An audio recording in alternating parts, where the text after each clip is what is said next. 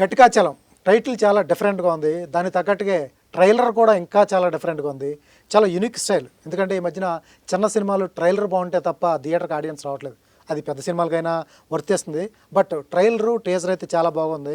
Concept based ఒక horror కానీ thriller కానీ ఒక యూనిక్నెస్ అంటే తప్ప థియేటర్ రాని పరిస్థితిలో యూనిక్ పాయింట్తో అయితే ఘటికాచలం పేరుతో అయితే థియేటర్కి వస్తున్నారు. డైరెక్టర్ గారు తెలిసే ఉంటారు. గతంలో 10 years బ్యాక్ బ్రేకప్ అనే సినిమా తీశారు ఆయన, అమర కామేపల్లి గారు. గతంలో చాలా రైటర్ అయినా చాలా సినిమాలకు పెద్ద పెద్ద సినిమాలకు కూడా వర్క్ చేశారు. కొన్ని సినిమాలకి మాటలు రాశారు. అలాగే చూస్తుంటే మనకి జూనియర్ ప్రభాస్ బాహుబలిలో చూసి అందరూ గుర్తుపట్టేస్తారు. నిఖిల్ ఇప్పుడు హీరోగా వస్తున్నారు. ఘటికాచలం 31న ట్రైలరు టీజర్ అయితే చాలా బాగుంది. ఎందుకంటే ట్రైలర్ టీజరే థియేటర్కి తీసుకెళ్తుంది కాబట్టి మీరు సినిమాకి వెళ్ళాలంటే ట్రైలర్ చూడండి, ఎగ్జైట్ అవుతారు. అట్లాగే 31న థియేటర్ కూడా వెళ్ళండి. సో ఎందుకు వెళ్ళమంటున్నారు ఏంటి అనేది వాళ్ళని తెలుసుకుందాం. Hi sir. హాయ్ నిఖిల్. ఎలా హాయ్ సార్. ట్రైలర్ అయితే చాలా బాగుంది సార్. Thank you sir. నిజంగా యూనిక్గా ఉంది. ఎందుకంటే thank you so much sir. Sir గతంలో మనం అనుకున్నదే ఒక థ్రిల్లర్స్ కానీ సీటెడ్జ్ థ్రిల్లర్స్ మలయాళంలో వస్తూ ఉంటాయి. మనకి చాలా తక్కువ సీటెడ్జ్లో ఉంటాయి. వాళ్ళు థ్రిల్లర్స్ వాళ్ళు హ్యాండిల్ చేసిన వాళ్ళు మాస్టర్స్. ఇప్పుడు ప్రెజెంట్ అయితే నాకు తెలిసి ఇంచుమించు మలయాళ ఫ్లేవర్ కనిపించింది. బట్ మంచి పాయింట్ అయితే రేర్ పాయింట్ ఇప్పుడు వరకు వచ్చినా కూడా ఒక చిన్న లైన్ చెప్పి వెళ్ళిపోయారు కానీ మీరు మంచి పాయింట్ టచ్ చేశారు. అదే సార్. సరే ఎక్కడ అమెరికాలో జరిగిందా లేకపోతే మీ ప్రొడ్యూసర్ గారికి ఏదో చిన్న లైన్ అయిందే కదా అంటున్నారు, ఎక్కడ జరిగింది ఇది? ఇది ఇక్కడే మన హైదరాబాద్లోనే జరిగింది సార్. ఇదండి అప్పట్లో పేపర్లో ఇవన్నీ వచ్చినాయా? అది రీసెంట్ టైమ్స్లో ఒక 3 years బ్యాక్ ఒక జరిగిన విషయం అండి అది. అది మన రాజు గారికి ప్రొడ్యూసర్ ఎంసీ రాజు గారు నాకు ఫ్రెండ్ ఆయన. సో ఆయనకి అది దాని గురించి తెలిసి వాళ్ళ సంబంధించిన తన ఫ్రెండ్స్ ఫ్యామిలీస్లో జరిగింది అట్లా. సో జరిగితే అది తనకి చెప్పారు. తెలుసుకున్న తర్వాత అది నాతో ఒకరోజు షేర్ చేసుకున్నాడు. తను అమెరికాలో ఉంటాడు, యుఎస్ఏలో. ఒకరోజు నాతో చెప్పాడు. అది చెప్తే నాకు చాలా చాలా బాగా అనిపించింది.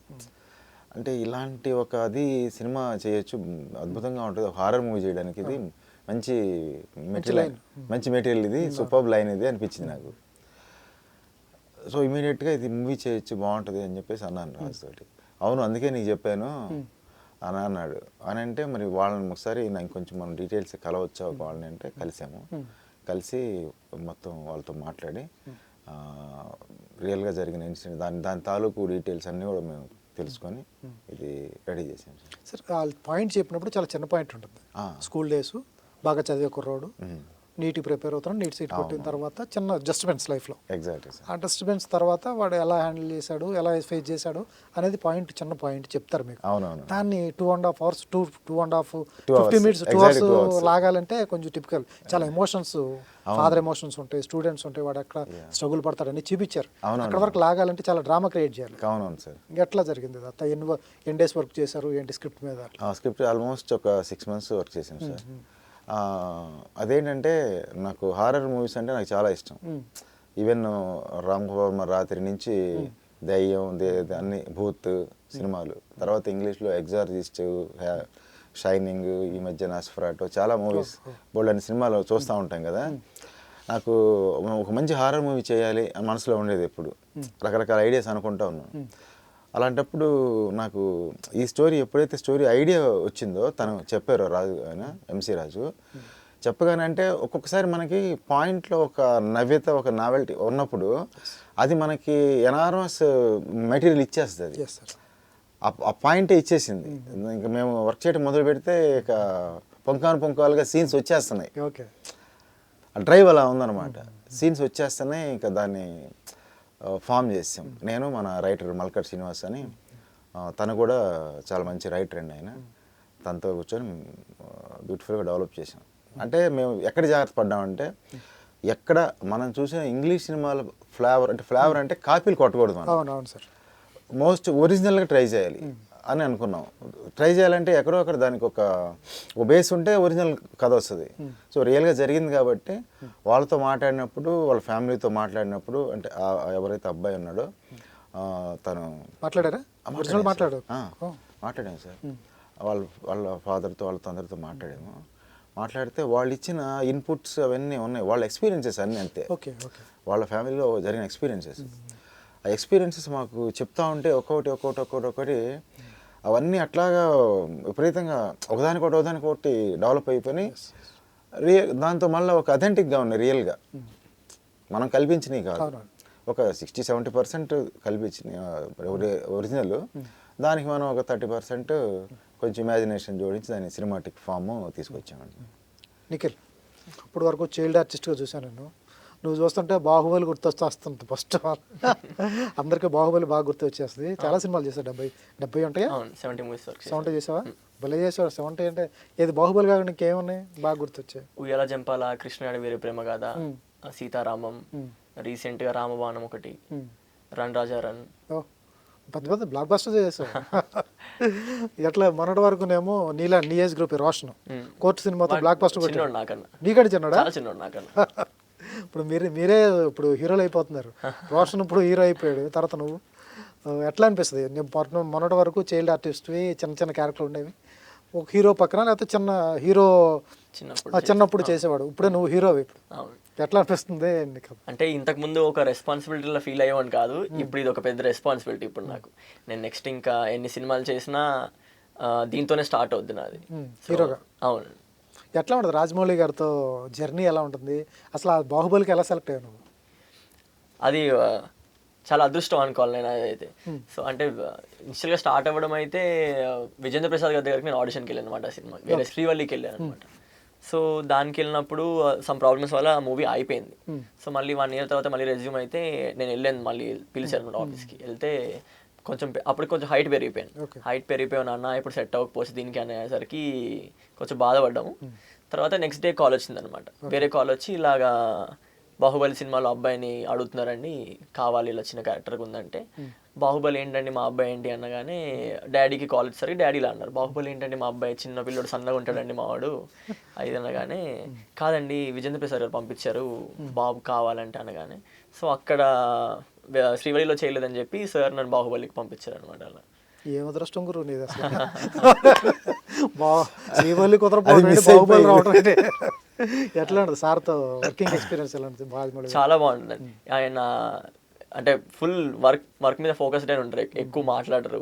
జస్ట్ నాకు వచ్చి అంటే ఏ సీన్ చేయాలో ఆ సీన్ ఆయన చేసి చూపించి నాకు ఇలా కావాలి నాకు అని చెప్పి, నేను ఎక్కువ అంటే ఫస్ట్ 2 days నాకు కొంచెం కంగారుగా ఉండే. అంటే అందరు పెద్ద పెద్ద యాక్టర్స్ ఉండేసరికి, కొంచెం ప్రెజెన్స్ అక్కడ చాలా ఎక్కువ మంది ఉండేసరికి కొంచెం కంగారు ఉండేసరికి, కంగారు పడకనన్నా జాగ్రత్తగా చేయి, పర్లేదు ఏం పర్లేదు అని చెప్పి చేయించారు అనమాట. నీ సీన్లు కూడా ఆయన చేశారా? ఆయన చూపించారు నాకు, అంటే ఆయన చేసి చూపించలేదు, జస్ట్ నాకు ఇలా కావాలి, ఈ ఎక్స్ప్రెషన్స్ కావాలి అని ఆయన చెప్పారు. ఫస్ట్ నీ మీద తీసింది ఏంటి బాహుబలిలో? నా ఫస్ట్ డే డైరెక్ట్ కట్టప్ప దగ్గర తినిపించు మా అమ్మ అనే సీన్. ఓకే, ఒక డైలాగ్ చెప్పది. మంచి హైలైట్ కదా డైలాగ్స్ అనేది. కొన్ని 100 సార్లు చూసుంటారు ఆ సినిమా, ప్రతి ఇంట్లో ప్లే అవుతా ఉంటుంది 5 రోజులకు ఒకసారి. ఏంటి ఫస్ట్ ఆ డైలాగ్ ఒకసారి చెప్పు. ఆకలిస్తుంది అన్నం పెట్టమంటే చట్టాలు చదువుతావేంటి, ఉన్నాయిలే అయినా తింటే తప్పేంటి, వాసనకే నోరూరిపోతుంది, అయితే సరే మాహిష్మతి యువరాజుగా ఆజ్ఞాపిస్తున్నా, తినిపించు మా అమ్మ. Super super sir, super. తర్వాత ప్రభాస్తో నీకు అసలు లేదు కదా, నువ్వే చిన్న ప్రభాస్ కదా? వాళ్ళ యూనిట్ సపరేట్ నడిచేది, మా యూనిట్ సపరేట్ నడిచేది అనమాట. కలిసావా ప్రభాస్ని? లేదు, కలవలేదు. అంటే షూట్ అప్పుడు బాహుబలి ఎప్పుడు కలవలేదు. తర్వాత నేను ఇంతకుముందు ప్రభాస్తోని రెబల్ చేశాను, అప్పుడు కలిసి చిన్నప్పుడు. ఎట్లా ఉంటుంది ఆయనతో చిన్నప్పుడు? అంటే నాకు ఆయన ఎక్కువ ఆయన ఎప్పుడుదో గుర్తు కూడా ఏమి లేదు. తర్వాత ఇక పెద్ద అయిన తర్వాత లేదు, మళ్ళీ ఎప్పుడు కలవలేదు. తర్వాత ఇంకెవరితో ఎక్స్పీరియన్స్ బాగుంటుంది మీకు? సీతారామం ఆయన కూడా మంచి డైరెక్టర్. ఆయన హను సార్తో కూడా బాగుంటుంది. హను సార్ కూడా చాలా ఫ్రెండ్లీ, చాలా బాగా మాట్లాడతారు. ఆయన ఎప్పుడు నేర్పిస్తూనే ఉంటారు ఆయన అన్ని. సో చాలా పెద్ద డైరెక్టర్తో చేసావు.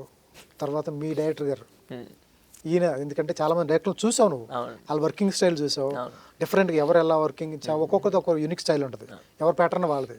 మీ డైరెక్టర్ గారు క్లారిటీ ఎలా ఉంటుంది చెప్పు. సార్కి ఐడియాస్ చాలా ఎక్కువ. అంటే ఇప్పుడు ఆయన నాలెడ్జ్ చాలా ఎక్కువ. ఆయన చాలా బుక్స్ చదువుతుంటారు అనమాట. ఆయన ఆఫీస్కి వెళ్ళగానే ఒక పెద్ద షెల్ఫ్ ఉంటుంది, ఆ షెల్ఫ్లో మొత్తం ఒక 100 to 200 బుక్స్ ఉంటాయి మొత్తం. ఎప్పుడు చూసినా ఏదో బుక్ చదువుతుంటారు, లేకపోతే ఏదో ఆలోచిస్తూ ఉంటారు. నిఖిల్ మనం ఇచ్చేద్దాం, నిఖిల్ మనం ఇలా చేద్దాం నిఖిల్ అని. నాకు అంటే మేము స్క్రిప్ట్ చదవడం స్టార్ట్ చేసినప్పుడు కూడా నాకు ఒక 100 examples ఇచ్చేవారు. నిఖిల్ మనం ఈ ఎగ్జాంపుల్స్ మనం మైండ్లో పెట్టుకోవాలి, మనం ఈ రేంజ్ వరకు తీసుకెళ్ళాలి, మనము అని ప్రతిదీ వెరీ డీటెయిల్గా ఆలోచించేవారు అనమాట. సో అదే సార్, ఎలక్ట్రికల్ డిపార్ట్మెంట్లో పెద్ద పొజిషన్ నాకు తెలిసి ఇప్పుడు మీరు జాబ్ చేస్తుంటే 2.5 గవర్నమెంట్ జాబ్ మంచి శాలరీ తీసుకుని ఉండేవాళ్ళు. మీకు ఎలా తెలుసు సార్? నేను ఎవరికి చెప్పలేదు. తెలుస్తూ ఉంటుంది సార్. విద్యుత్ సౌదాల్లోనూ ఇక్కడ మంచి పొజిషన్లో ఉన్నారు. అవునవును, మంచి పొజిషన్లో 2.5 శాలరీస్ రాజేస్తూ ఉండేవాళ్ళు. అవును. ఏంటి సార్ అంత మంచి జాబ్ వదిలిపెట్టుకుని? ఎందుకంటే గవర్నమెంట్ జాబ్లు 2.5 రావటం అంటే ఎంత, ఎక్కడ గ్రేడ్ 1కి వస్తా అంతే అండి. అంతే. ఆ పొజిషన్ వదిలిపెట్టుకుని సినిమా మీద ఫ్యాషన్తో వచ్చారా అట్లా? అవునవును సార్. ఒకసారి సినిమా అంటూ మనకి పిచ్చి పట్టిన తర్వాత అంటే అలా చెప్పుకోవాల్సిందే దాన్ని. ప్యాషన్ కంటే కూడా పిచ్చి అంటే కొంచెం ఇంకా బాగుంటుంది. సార్ అక్కడున్న రెస్పెక్ట్ ఇక్కడ దొరకదు కదా, మీకు తెలియదు. ఇండస్ట్రీలో రెస్పెక్ట్ చాలా తక్కువ. అవును. సక్సెస్ అయితే ఉంటుంది, సక్సెస్తో పాటు గౌరవం ఇస్తారు. సక్సెస్ లేని చోట ఇండస్ట్రీలో టీ కూడా ఎవరు. అవునవును. గౌరవాలు అవన్నీ మీరు చదువుకున్న వాళ్ళు కాబట్టి కొంచెం బాధ అనిపిస్తుంది. వాడు చదువుకున్న వాళ్ళు చేస్తూ ఉంటారు, కొంతమంది హర్ట్ అవ్వాల్సి వస్తుంది, ఫీల్ అవ్వాల్సి వస్తుంది, చాలా ఉంటుంది. ఎట్లా ఫీల్ అయ్యారు, మదన పడ్డారు?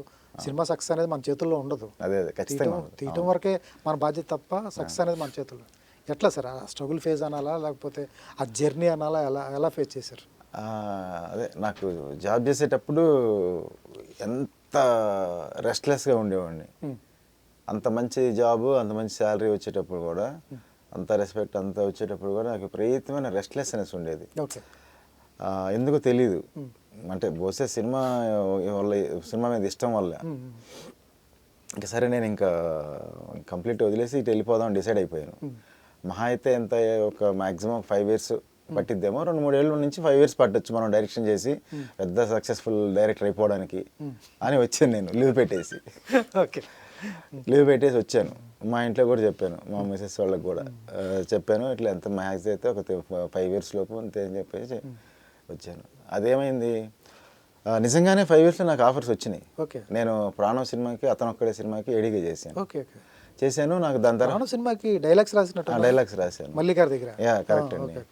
మీ దగ్గర చాలా మంచి ఇన్ఫర్మేషన్ ఉంది. సో అది రాశాను.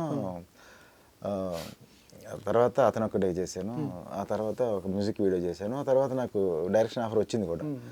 అది వచ్చినంత ఫాస్ట్గానే అది ఆగిపోయింది మళ్ళీ. ఏ సినిమా సార్ అది? అది అప్పట్లో మల్లెపువ్వు అనే సినిమా పేరు. అది ఇంకా జరగలేదు. అది ఇంకా నేను చేయాల్సిన మూవీ స్టార్ట్ వర్క్ జరిగింది అంత కొన్ని రోజులు. కాస్టింగ్ ఎవరు అనుకున్నారు సార్? కాస్టింగ్ భూమికనే. ఏమో కొన్ని కారణాలలో సమ్ డిఫరెన్సెస్ తోటి నేను అది చేయలేకపోయాను ప్రాజెక్ట్. అది అట్లాగా ఇంకా అక్కడి నుంచి స్టార్ట్ అయింది చిన్న ఇంకా స్ట్రగుల్ పీరియడ్. ఇంకా అలా కాకపోతే ఏంటంటే ఎంత స్ట్రగుల్ ఉన్నా, ఎన్ని జరుగుతున్నా, మనకి సినిమా మీద ఉన్న ఇష్టం ఒకటి ఉంటుంది చూసారా, అది మాత్రం ఒక ఇంధనం లాగా ముందుకు నడిపిస్తుంది మనల్ని. సరే మీరు అన్నట్టు రకరకాల ఫేస్ చేయాల్సి ఉంటుంది, హ్యూమిలియేషన్స్ ఉంటాయి, అన్నీ ఉంటాయి. అయినా ఒక సాటిస్ఫాక్షన్ అయితే ఉంటుంది. మనకు నచ్చిన ఫీల్డ్లో ఉన్నాం. అవును, ఖచ్చితంగా సాటిస్ఫాక్షన్ ఉంటుంది. నాకైతే అసలు ఎట్టి పరిస్థితుల్లో రిగ్రెట్ అయితే లేదు. ఖచ్చితంగా ఒక 20 yearsకైనా ఇప్పటికైనా ఒక మంచి సినిమా తీస్తామని ఒక ఫీలింగ్. అది ఈ సినిమాతో అవుతుంది అనుకుంటున్నాను. సార్ వంశీ పైడిపల్లి గారితో మీకు ఏ సినిమా చేశారు ఆయన మీరు? వంశీ పైడిపల్లి గారితో నేను చేయలేదు, వర్క్ చేయలేదు. ఆయన రైటింగ్ టీంలో కూడా అని లేదు సార్. నా ఫ్రెండ్ హరి అని ఉండేవాడు. హరి చేసి మహర్షి కథ ఇచ్చారు. తను చేసేవాడు. అంతా నాకు ఫ్రెండ్ సర్కిల్. వంశీ గారు కూడా నాకు బాగా తెలుసు. ఆయన మా బ్రేకప్ అప్పుడు కూడా వచ్చి నన్ను బాగా ఎంకరేజ్ చేశారు. ఆయన బాబీ సార్, బాబీ నాకు మంచి ఫ్రెండ్. తన దగ్గర నేను బ్రేకప్ మూవీ తర్వాత ఒక 3 సినిమాలకు తన దగ్గర రైటర్గా వర్క్ చేశాను. ఓకే, ఏ సినిమాలు సార్? జైలు అవకుశ, తర్వాత వెంకీ మామ, తర్వాత ఇంకో పవర్. 3 సినిమాలకు వర్క్ చేశారు. ఎట్లా ఉంటుంది బాబీతో? చాలా హ్యాపీగా ఉంటుంది అసలు తనతో. అంటే నాకు ఫ్రెండ్గా ఉంటాడు కదా, ఫ్రెండ్లీగానే ఉంటాడు. పైగా అంటే నేను విపరీతమైన సినిమాలన్నీ చూసేవాడిని. వరల్డ్ సినిమా విపరీతంగా చూసేవాడిని. తనేందంటే నన్ను అందరికి ఎలా పరిచయం చేస్తాడంటే, ఇతను మూవీ ఎన్సైక్లోపీడియా పరిచయం చేస్తాడు. అంటే అంత లేకపోయినా తనకు ఒక అలా చూస్తాడు నన్ను. ఓకే. సో అలా మాట్లాడుకుంటూ ఉంటాం. ఇంకా తనతో తన టీంలో నేను వర్క్ చేసేవాడిని. చాలా బాగా ఉండేది మా ర్యాప్. బ్యూటిఫుల్ ఎక్స్పీరియన్స్ అది తనతో వర్క్ చేయడం అని. ఏంటి సార్ 10 ఇయర్సా బ్రేకప్కి ఈ సినిమాకి మధ్యలో ఆల్మోస్ట్ gap? 10 years దాటిపోయింది. ఎట్లా డైరెక్షన్ 12 13 అంతే. ఎందుకు గ్యాప్? ఎట్లా గ్యాప్ వల్ల అటు రైటింగ్ టీంకి వెళ్ళారా లేకపోతే కావాల్సిన బ్రేక్? అంతే, అంటే నేను డైరెక్షన్ జరుగుతూనే ఉంది, నా ప్రయత్నాలు జరుగుతూనే ఉన్నాయి. బట్ ఈ మధ్యలో తనే బాబీ అడిగారు, ఆయన అడిగారు ఒకసారి వస్తావా నాతో పాటు వర్క్ చేస్తావా రైటింగ్లో అనేసి అడిగితే ఇంకా నేను వెళ్ళిపోయాను. అంటే ప్యారల్గా అది చేసుకుంటానే తనతో వర్క్ చేస్తానే నా దీంట్లో నేను ఉండేవాడిని ప్రయత్నాల్లో. కొంచెం ఫీల్ ఉండదా సార్? ఓకే, ఎందుకంటే ఒక సినిమా డైరెక్షన్ చేసాము, డైరెక్షన్ చేసిన తర్వాత మన యుగోని చంపుకునో లేకపోతే సర్వైవల్ ఫ్యాక్టర్స్, నాకు తెలిసి సర్వే ఫ్యాక్టర్ ఉంటే మీరు గవర్నమెంట్ జాబ్ వదలరు, అది హ్యాపీ కాబట్టి పెద్ద ఇబ్బంది ఉండదు. అయితే డైరెక్షన్ చేసి వేరే డైరెక్టర్ దగ్గర రైటింగ్ టీంలో చేయటము లేకపోతే చీఫ్ కో డైరెక్టర్ చేయటము ఇవన్నీ కొంచెం ఇబ్బంది కలిగే అంశాలు. ఒక పక్కన ఖాళీగా ఉండటం ఎందుకు లేని చేస్తూ ఉంటారులే, కానీ ఇట్లా చేయటం అనేది కొంచెం ఎంతవరకు కరెక్టా లేకపోతే మీ వరకు మీకు కరెక్టా ఎట్లా అనిపిస్తుంది? అంటే తప్పు కరెక్ట్ అనేం కాదు, కానీ అంటే రైటింగ్ అంటే నాకు ఇష్టం కాబట్టి నేను రాయడానికి ఏం ప్రాబ్లం లేదు మనకి. నేను అలా చూడలేదు ఎప్పుడు. పొజిషన్ స్థాయి అనేది నాకు పెద్దగా ఫీల్ అవ్వను. మనం సినిమాకి వర్క్ చేస్తున్నావా లేదా అనేది నేను ఫీల్ అవుతాను సార్. పై ఇంకోటి ఏంటంటే బాబీ నాకు ఫ్రెండ్ కాబట్టి నాకు ఇవ్వాల్సిన రెస్పెక్ట్ ఇచ్చేవాడు, చాలా బాగా ట్రీట్ చేసేవాడు నన్ను. సో అది ఆ ప్రాబ్లం కూడా ఏం లేదు, హ్యాపీగానే వర్క్ చేసేది నేను. ఇక్కడ ఒప్పుకున్నా లోపల ఈయన ఉంటారు కదా, లోపల అమర్ గారు, ఆయన హ్యాపీయా? మీరు పైకి ఈ అమర్ గారు హ్యాపీ, కానీ లోపల అమర్ హ్యాపీగా ఉంటాడు అప్పుడు? హ్యాపీ అంటే నేను అసలు దాని గురించి ఎక్కువ ఇవ్వలేదు సార్. ఎప్పుడు నేను ఫీల్ అవ్వను, బాధపడను దాని గురించి. నేను మంచి సినిమా తీయలేనేమో అనేది ఒకటే ఉంటుంది నాకు బాధ ఎప్పటికైనా. చాలా పాజిటివ్ పర్సన్ మీరు. అంత పాజిటివ్ పర్సన్ ఎంత హర్రో థ్రిల్లర్లా తీశారు సార్. ఎంత ఇదేంటి మమ్మల్ని భయపెట్టాలని కాన్సెప్ట్ ఎందుకు మీకు? అంటే అంటే చూడటానికి కామ్గా ఉండాలి, లోపల చాలా భయంకరమైన ఆలోచనలు రన్ అవుతూ ఉంటాయి కదా సార్. బయోపిక్ తీసినట్టు ఉంటుంది. ఏంటి సార్ వై నిఖిల్ ఎందుకు వెళ్ళారు? నిఖిల్ని తీసుకోవాలన్న ఆలోచన ఏంటి? ఎందుకంటే ఆ క్యారెక్టర్కి ఆ ఏజ్ గ్రూప్కి కరెక్ట్ యాప్ట్ పర్సన్, మంచి యాక్టర్, దాని డౌటే లేదు. ఏంటి నిఖిల్కి వెళ్ళటానికి ఏంటి? అంతకుముందు ఎవరైనా చూసారా లేకపోతే నిఖిల్ని ఏ సినిమా చూసి పలానా సీన్ ఉంటారు, ఈ హీరోని ఎందుకు తీసుకుంటే పలానా టైంలో అతను మెట్లు దిగుతుంటే చిన్న ఎక్స్ప్రెషన్ ఇలా ఇచ్చాడు అక్కడ పెట్టేసే ఉంటారు. నేను చాలా మంది వింటాం, అది అట్లా ఏమన్నా చూసారా లేకపోతే డైరెక్టర్ నిఖిల్? లేదు సార్, నేను యాక్చువల్లీ ఈ స్టోరీ అనుకున్న తర్వాత ఎవరైతే బాగుంటుందని చూస్తూ ఉంటే, యాక్చువల్లీ నిఖిల్తో పాటు ఉన్న అంత యంగ్స్టర్స్ చాలా మంది ఉన్నారు కదా, వాళ్ళందరినీ చూస్తూ ఉన్నాము. నాకు నా ఫ్రెండ్ అనిల్ అని ఉన్నాడు, ఈ సినిమాకి ప్రొడక్షన్ డిజైనర్ పనిచేశాడు. తను నిఖిల్ ఫోటోగ్రాఫ్ చూపించాడు, మీరు చూడండి ఈ అబ్బాయి ఎలా ఉంటాడు ఈ క్యారెక్టర్కి అని చెప్పేసి. చూడగానే నాకు ఇందులో ఈ కౌశిక్ అనే ఒక ఇంట్రావర్ట్గా ఉండే ఒక టిమిడ్ క్యారెక్టర్ అబ్బాయి, నాకు ఆ ఫిజికల్గా లుక్ అలా కనిపించాడు తను. ఎట్ ద సేమ్ టైమ్ ఇందులో ఇంకొక వేరే డిఫరెంట్ షేడ్స్ ఉంటాయి, సైకిక్ షేడ్స్ ఉంటాయి. ఆ షేడ్స్ తను ఏంటంటే ఇంకా జుట్టు ఇలా ఉంది కదా, హెయిర్ ఇలా ఇంకా ఇంతమంది ఇలా పెంచున్నాడు, ఆ పెంచి అలా ఒక రకమైన షార్ప్ ఫేస్ అయింది. ఆ జుట్టు పెంచి అలా షార్ప్గా ఉంటే ఒక కొరియన్ సినిమాలో కుర్రల్లా కనిపించాడు నాకు చూడగానే ఫస్ట్. సో ఈ 2-3 షేడ్స్కి తను పనికి వస్తాడని అనిపించింది చూడగానే ఫస్ట్. సరే యాక్టింగ్ అంటే చేసాడు కాబట్టి, ఎక్స్పీరియన్స్ ఉంది కాబట్టి డెఫినెట్గా చేస్తాడు చెప్తే అని ఒక నమ్మకంతో ఇమ్మీడియట్గా తనకి కథ చెప్పాను. తనకి నచ్చేసింది బాగా, ఇమ్మీడియట్గా స్టార్ట్ చేసాం తను. ఇంకా నిఖిల్ ఇప్పుడు ఏమన్నా క్యారెక్టర్ చెప్పినప్పుడు డైరెక్టర్ చెప్పినప్పుడు రెఫరెన్సెస్ చూసుకుంటాం, కొన్ని క్యారెక్టర్స్ మాస్ అయితే ఇవి, లాయర్ అయితే ఇవి, పోలీస్ అయితే అంతకుముందు హీరోలు చేసి ఉంటారు కాబట్టి రెఫరెన్స్ చూస్తాం. ఇవి ఏంటంటే సైకిక్ క్యారెక్టర్స్. నీ క్యారెక్టర్ ఏంటంటే ఫస్ట్ హాఫ్ అంతా స్లోగా ఉన్న తర్వాత చిన్న సైకిక్ రోల్ వస్తుంది. అవన్నీ రెఫరెన్స్ పాయింట్ ఆఫ్ వ్యూ అంటే నీకు హాలీవుడ్లో దొరుకుతాయి అనుకుంటా. ఎట్లా రిఫరెన్స్ ఉన్నాయా లేకపోతే ఎట్లా ప్రిపేర్ అయ్యావు నువ్వు? రిఫరెన్సెస్ చాలా ఉన్నాయి, చాలా సినిమాలు అన్ని ఇండస్ట్రీస్లో నుంచి ఉన్నాయి.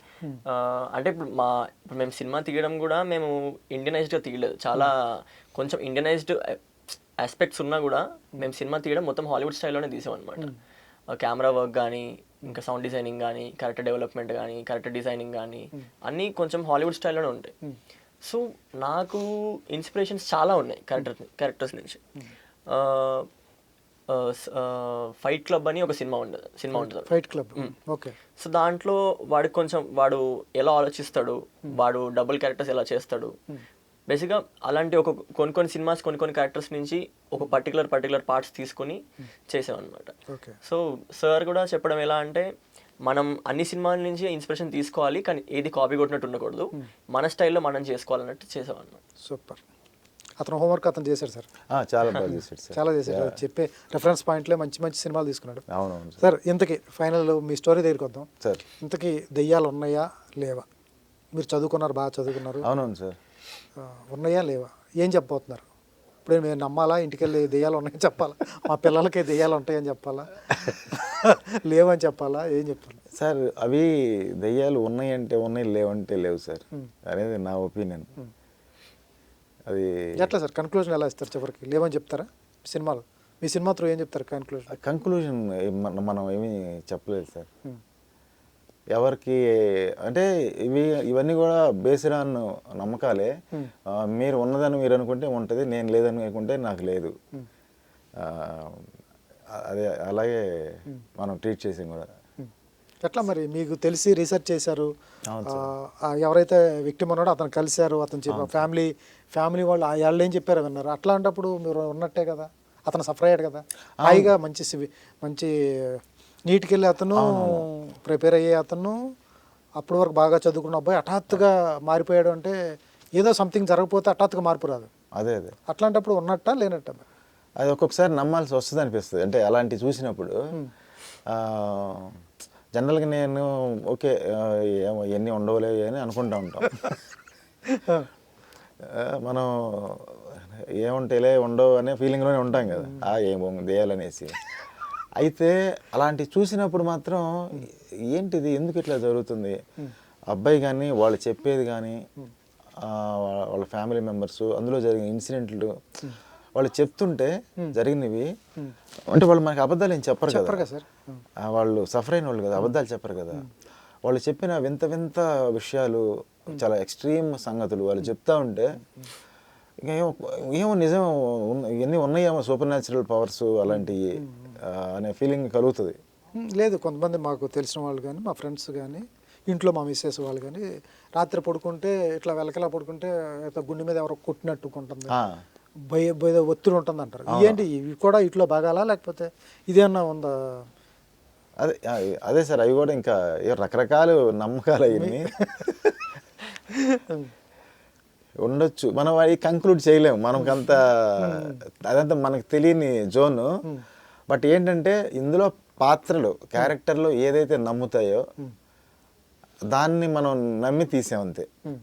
అంటే డైరెక్టర్గా నా ఒపీనియన్ ఇందులో ఏమి లేదు, పాత్ర జరిగింది చేశారు అంతే. అందులో ఉన్న క్యారెక్టర్ల ఒపీనియనే, వాళ్ళ బిలీఫ్సే, వాళ్ళ యొక్క అండర్స్టాండింగ్ లెవెల్, వాళ్ళ స్ట్రగుల్స్, అది మాత్రమే ఫాలో అయ్యాం. వాళ్ళు నమ్ముతున్నారు కాబట్టి దాన్ని నేను నమ్ముకుంటే వెళ్ళి దాన్ని మనం ప్రజెంట్ చేసాం అంతే. ఒక దర్శకుడిగా మీరు చేయాల్సి అంతే. మన సినిమాని బట్టి మనం తీసుకుని కొన్ని ఆస్పెక్ట్స్ యాడ్ చేసాం. నిఖిల్, నువ్వు ఈ ఏదైతే విక్టిమ్ ఎవరైతే సఫర్ అయ్యారో ఆ క్యారెక్టర్ చేసావు, నిజంగా అతనితో మాట్లాడావు? నువ్వేమైనా మాట్లాడావా? లేదు, నన్ను వాళ్ళ ఫాదర్ని కలిసాను అంతే, నేను మిగతాది ఏమీ తెలియదు నాకు. చెప్పినప్పుడు ఏమన్నా వణుకు పుట్టిందా ఒకసారిగా? అంటే ఇలాంటివి కూడా జరుగుతాయా అంటే జరుగుతున్నాయి, బేసిక్ చాలా ఉన్నాయి ఇలాంటి ఇన్సిడెంట్స్ బయట. విన్నావా ఎక్కడన్నా? విన్నా. ఇప్పుడు మనం ఏదన్నా దర్గాకి కానీ ఎక్కడికైనా గుడికి వెళ్తే కొంతమంది అక్కడ చైన్లు కట్టేసి అక్కడ కట్టేసి ఉంటారు. అక్కడ ఇక్కడ ఎందుకు వీళ్ళని ఇలా కట్టేశారంటే వాళ్ళకి ఏదో పట్టింది, ఇక్కడ కొన్ని రోజులు ఇక్కడ దర్గాలో ఉన్న కొన్ని రోజులు ఇక్కడ గుడిలో ఉంటే తగ్గిపోద్దంట అని అంటారు. అంటే ఇప్పుడు వాళ్ళ పేరెంట్స్ వాళ్ళందరూ అది నమ్మారు కాబట్టి వాళ్ళు అక్కడ పెట్టారు. మనకి అంటే ఒకవేళ ఆ సిచ్యువేషన్లో మనం ఉంటే మనకు తెలుస్తుంది అదే. సో నేనైతే అబ్బాయిని కలవలేదు. సో సార్ చెప్పిన దానికి నేను అంటే ఆ ఇంపాక్ట్ ఎంత ఉంటుందో అని తెలుసుకుని నేనే చూసుకుని చేసుకున్నాం అనమాట. సో ఫైనల్గా ఏం చెప్తారు సార్ ఆడియన్స్కి? నమ్మాలా, నమ్మకం మీదే ఉంటుంది. మీరైతే ఏదైతే చెప్పారో జరిగిందో అదే తీసామని మీరు చెప్తున్నారు. ఫైనల్గా వచ్చే వాళ్ళకి నేను నాలాంటి దెయ్యం ఉందని నేను కొంచెం భయపడుతూ వచ్చారనుకోండి, ఏం అర్థం అవుతుంది అంటే ఇది ఒక దయ్యం సినిమా అనే నమ్మేరండి సార్. మీకు మంచి ఇప్పుడు సినిమా అంటే సస్పెన్షన్ ఆఫ్ డిస్బిలీఫ్. మనం నమ్మకపోయినా మనం అది మనల్ని నమ్మిస్తుంది. ఓకే అండి. అబద్ధమే కదా సార్, అబద్ధాన్ని నిజం చేయటం. నిజం చేయటమే. మీకు అంటే ఆ ఒక ఎక్స్పీరియన్స్ అయితే ఇస్తుంది. మీరు డెఫినెట్గా అంటే ఒక భయానికి లోనవుతారు. భయం కూడా ఎంటర్టైన్మెంటే కదా సార్. అవును సార్. అంటే మనం రోలర్ కోస్టర్ ఎక్కుతాము భయపెట్టే డబ్బులు సంపాదిస్తాం కదా. అలాంటి ఇటువంటి ఇన్సిడెంట్ మా ఊర్లో ఒకటి జరిగింది సార్. ఏంటి సార్? ఆ అమ్మాయికి చిన్న 16 years పాప, ఆ అమ్మాయికి చదువు రాదు, జీరో, అసలు స్కూల్కి వెళ్ళా. Okay okay. ఆ అమ్మాయికి ఇట్లాగే ఏదో అయింది అంటే మేము చిన్నపిల్లప్పుడు ఆ అమ్మాయి హిందీలో మాట్లాడింది సార్, ఇంగ్లీష్లో మాట్లాడింది, రెండు లాంగ్వేజ్లో మాట్లాడింది. ఆ అమ్మాయికి తెలుగు తప్ప ఏమి రాదు, స్కూల్ కూడా వెళ్ళా. అదే అది ఎట్లా మాట్లాడింది అనేది మనం అది నాకు ఇప్పటికీ సర్ప్రైజ్. ఆ అమ్మాయి నాకు మైండ్లో ఇప్పుడు కూడా గుర్తుంది ఆ విషయం. అదే నాది తర్వాత మీ సినిమా చూసిన తర్వాత నాకు స్ట్రైక్ అయింది. అప్పటి వరకు ఉంది, మైండ్లోనే ఉంది. మన సినిమా ఎప్పుడు ట్రైలర్ అవన్నీ చూసానో నాకు ఆ ఇన్సిడెంట్ ఎప్పుడో నా చిన్నప్పుడు జరిగిన ఇన్సిడెంట్ గుర్తు. Wonderful sir. అంటే అలాగా అలా రిలేట్ అవుద్ది అందరికి. ఓకే, ఇది మనకి తెలిసిన వాళ్ళకి జరిగిందో ఎక్కడో దగ్గరగా, మన చుట్టుపక్కల వాళ్ళకి జరిగే, ప్రతి వాళ్ళకి తెలిసిన వాళ్ళ దగ్గరకు ఎక్కడో దూరంగానో ఇలాంటి ఇన్సిడెంట్ జరిగే ఉంటాయి కదా, అవి గుర్తొస్తాయి ఈ మూవీ చూస్తే. ఓకే సార్, ప్రభాకర్ గారు మంచి క్యారెక్టర్, వాళ్ళ ఫాదర్ క్యారెక్టర్ చేశారు. అవునవును సార్. ఎట్లా ఉంది సార్? చాలా సఫరింగ్ క్యారెక్టర్ పాపం. అవునవును సార్, చాలా మంచి ఎక్స్పీరియన్స్. ఆయన మామూలుగా మనం చాలా దీంట్లో చూస్తూ ఉంటాం, రెగ్యులర్గా టెలివిజన్ సీరియల్స్లో చూస్తూ ఉంటాం కదా. ఆయన ఒక ఇందులో ఆయన కంప్లీట్గా వేరే ప్రభాకర్ గారిని చూస్తారు మీరు. అంటే కంప్లీట్ వేరే అంటే నా ఉద్దేశం ఏంటంటే ఆయన లుక్ కానీ, ఆయన ప్రజెంటేషన్ కానీ, ఆయన బాడీ లాంగ్వేజ్, మాట తీరు, అవన్నీ కూడా చాలా, ఇప్పుడు ప్రతి వాడికి ఇతను మా నాన్న అనిపిస్తాడు అంతే. ఓకే. మామూలు ఇప్పుడు బొమ్మరిలో మన ప్రకాష్ రాజ్ని ఫాదర్కి ఎలా ఒక జీదిగా చెప్తారో, అంటే అట్లాంటి ఒక క్యారెక్టర్. ఆయన చాలా బ్యూటిఫుల్గా అంటే సింక్ అయ్యాడు. ఓకే. అంటే ఫస్ట్ వన్ డే ఆయన ఒక రకంగా దగ్గర ఉండేవాడు, మనం ఒక రకంగా దగ్గర ఉండేవాడు. జస్ట్ కొంచెం ఒక సింక్ అవ్వడానికి కొద్దిగా టైం పట్టింది అంతే, ఒక రోజు పట్టింది. ఆ తర్వాత ఓకే, మీకు కావాల్సింది ఇదే కదా, ఈ మోతాదు చాలు కదా మీకు, ఇది సరిపోద్దిగా, ఎందుకంటే అక్కర్లేదు మీకు అని చాలా యాక్టింగ్ చేయకుండా జస్ట్ బిహేవ్ చేస్తూ అద్భుతంగా ప్రజెంట్ చేశాడు సార్. ఈ క్యారెక్టర్కి అట్లా బిహేవే చేయాలి సార్. ఇప్పుడు నాకు ఒక చిన్న డౌట్, దెయ్యాలు అనేవి ఇప్పుడు మనోడిది డైలాగ్ ఉంది, బాలా రా బాలా, పగల్లో ఏం చేద్దాం రాత్రిలోకి వెళ్ళిపోదాం అనేది ఒక డైలాగ్ ఉంది మన దాంట్లో. అవునవును సార్. ఏం దెయ్యాలు అనేవి రాత్రే వస్తాయా, పగలు రావా, అసలు ఎట్లా? ఇది ఒకటి. పగలు రాత్రి అని కాదు, ఆ దెయ్యం చెప్పేది ఏంటంటే ఈ చీకటి ప్రపంచంలో వద్దు, మన ప్రపంచంలోకి వెళ్దాంరా అంటది. అంటే ఇది చీకటి ప్రపంచం దాని దృష్టిలో. అంటే మనకి దయ్యంది చీకటి ప్రపంచం, కానీ దయ్యం పాయింట్ ఆఫ్ వ్యూలో ఇది చీకటి ప్రపంచం. ఈ చీకటి ప్రపంచంలో వద్దు, మన వెలుగులోకి వెళ్దాం దా అని చెప్పి మాట్లాడతాం. వాళ్ళ ప్రపంచంలో వాళ్ళకి వెలుగే కదా అక్కడ తీసుకెళ్తా. సూపర్.